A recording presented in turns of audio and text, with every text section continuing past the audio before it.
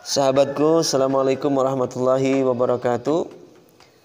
Kita itu belajar, ikut majelis ta'lim di mana-mana, ikut belajar di mana-mana. Tujuan kita belajar itu yang paling penting adalah ridho dari guru. Jadi kita menimba ilmu, menuntut ilmu, belajar dari guru itu yang kita cari ridhonya.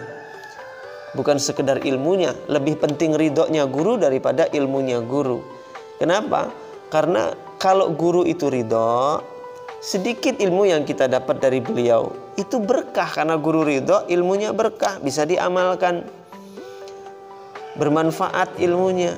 Tapi kalau guru enggak ridho sama kita, gurunya enggak seneng sama kita, Masya Allah, setebal apapun kitab yang sudah kita hafalkan, itu satu pun tidak bisa kita amalkan. Ataupun jika diamalkan tidak membawa manfaat untuk dirinya ataupun untuk orang lain. Sholatnya nggak membekas, ngajinya nggak membekas, zikirnya nggak membekas, dicabut keberkahannya semua amal-amalnya itu. Kenapa? Karena gurunya nggak ridho sama dia, gurunya sakit hati sama dia, gurunya ada perasaan jengkel, nggak suka sama murid ini. Yang mungkin karena adabnya murid kurang kepada gurunya, mungkin adabnya murid memfitnah gurunya, mencaci maki gurunya, ghibahin gurunya, dan gurunya tahu dijelek-jelekkan oleh muridnya, dijatuh-jatuhkan oleh gurunya, dicaci maki oleh muridnya.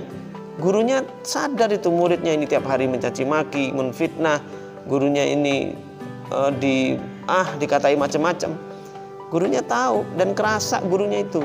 Dan ketika gurunya sakit hati, gurunya itu tersakiti, walaupun guru itu tidak ngomong, tidak berucap, tapi ada perhitungan di sisi Allah Subhanahu wa ta'ala.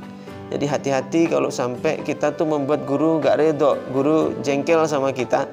Karena kalau guru sampai jengkel, sampai gak ridho, ilmu yang selama ini kita pelajari dari beliau tidak ada manfaatnya sama sekali. Sehingga ada orang mengeluh, Ustadz, kenapa saya sholat gak bisa khusyuk? Saya zikir baru sebentar ketiduran, baca Quran aja gak sempat, kepuntal-puntal. Tahajud tidak pernah lagi, duha ketitaran terus. Saya nggak pernah ibadah nih Ustadz, gimana, susah sekali ya saya ini, ibadahnya kacau. Ya itu karena Allah sudah cabut keberkahan ilmunya.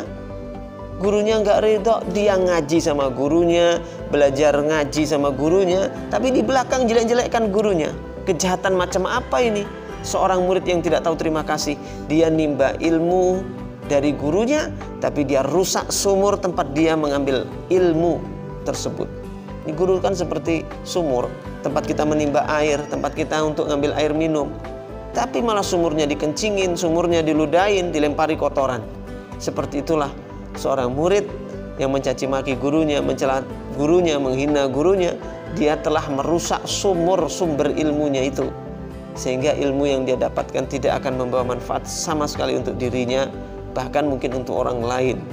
Maka ini adalah adab seorang murid kepada guru. Berhati-hatilah ketika gurumu tidak ridho denganmu. Di akhir hidupnya pun akan difakirkan oleh Allah Subhanahu wa ta'ala. Hidupnya, ilmunya nggak bermanfaat. Ada 3 nih musibah yang menimpa seorang murid apabila murid itu menyakiti hati gurunya, tidak adab kepada gurunya, sehingga gurunya tidak ridho kepadanya. Itu ada tiga akibatnya. Pertama, akan dibuat hina dirinya, akan dibuat hina dirinya, hidupnya akan dihinakan oleh Allah SWT. Kedua, ilmunya tidak bisa diamalkan, ilmunya tidak bermanfaat bahkan kepada dirinya dan berdampak kepada anak keturunannya.